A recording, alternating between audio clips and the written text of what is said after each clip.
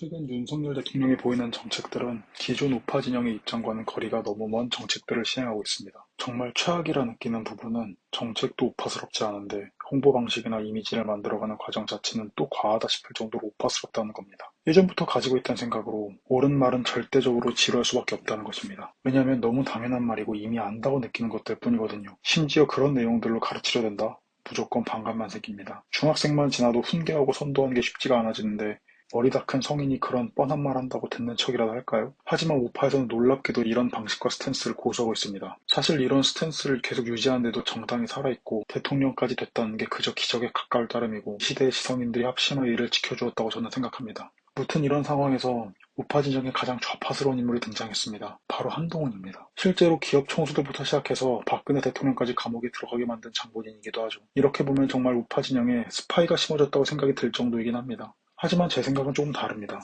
예전에 유명한 역사 강사이신 전한길 선생님이 이승만 대통령이 다큐했던 건국전쟁을 보고 나서 남긴 후기에 대해 정말 의견이 분분했었습니다. 정말 좌우할 것 없이 여러 의견들이 쏟아져 나왔는데 이때 느낀 것이 똑같은 글이어도 좌파가 보면 우파에 유리하게 쓰인 것 같고 우파가 보면 좌파에 유리하게 쓰인 것 같다는 점이었습니다. 사실 이미 한국 사회에서 정치 이슈는 관심이 있든 없든 너무 많은 언론에서 수많은 의견을 쉴 틈도 없이 내보내고 있기 때문에 누구나가 특정 사안에 대해 자연스럽게 의견을 가지게 되었다고 생각합니다. 하지만 그런 생각들조차도 좌파 성향인 사람이 볼 때와 우파 성향인 사람이 볼 때 그 해석이 달라진다는 게 전 핵심이라고 생각합니다. 그렇게 봤을 때 저는 한동훈이 가장 중도에 가까운 사람이라고 생각이 듭니다. 그동안 중도를 자처하며 등장했던 몇몇 인물들이 있긴 했었습니다만 그들에게는 없고 한동훈에게만 있는 것이 있습니다. 바로 스타성입니다. 22년도에 그가 재판장에 증인으로 출석할 때 그때 둘렀던 머플러가 굉장히 화제가 되었던 적이 있습니다. 이때를 기점으로 그의 패션 센스가 돋보이는 아이템들이 인터넷상에서 꽤나 큰 인기를 끌기 시작했고 일부 상품들은 품절까지 되었을 정도라고 합니다. 공무원이 패션으로 인기를 끌었던 건 개인적으로는 처음 봤습니다. 그리고 이후에 법무부 장관이 되었고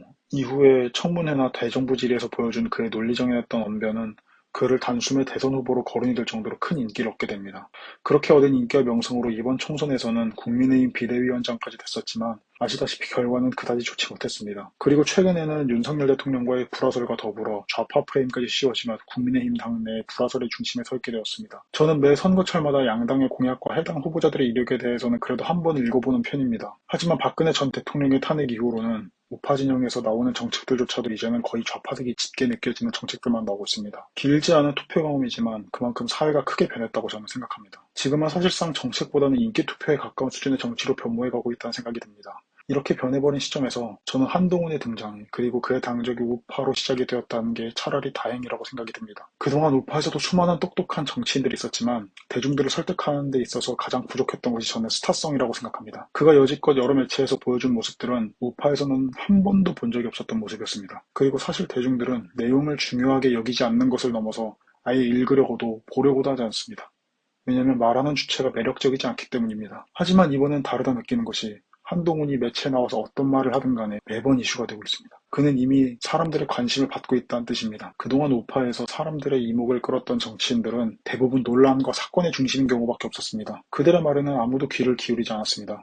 왜냐하면 그들은 탐욕스럽고 정의롭지 못한 정치이니까요. 그런 사례가 쌓이고 쌓여 작금의 한국에서 우파 정치인, 이를 넘어 우파를 지지하는 사람들의 이미지가 만들어졌다고 생각합니다. 저는 한동훈의 등장으로 우파 이미지를 반전시킬 기회가 왔다고 생각합니다. 기존 우파 입장에서 봤을 때 그는 위험하거나 애매한 사람으로 보일지 모르겠습니다. 그렇지만 지금은 그가 가진 스타성과 그가 보여준 논리정연한 언변과 청렴함은 기존의 우파 정치인이 갖고 있지 못했던 이미지를 채워줌과 동시에 아주 상식적이고 당연했던 그 우파들의 가치관들을 사람들이 듣게끔 만들 수 있을 것이라고 저는 확신합니다. 지금의 한국의 정치는 극도로 과열된 상태입니다. 더 이상 내용은 중요해지지 않았고 그저 정당 많고 흑백 논리에만 일고의 옳고 그름을 판단하는 상당히 구시대적인 방향으로 정치판이 흘러가고 있다고 생각합니다.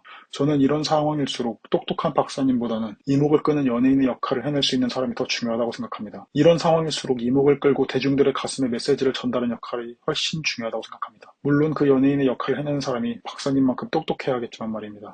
제 얘기를 듣고 어떤 생각이 들었다면 글로 표현해주세요. 저도 귀담아 듣고 생각해보는 기회를 갖겠습니다. 감사합니다.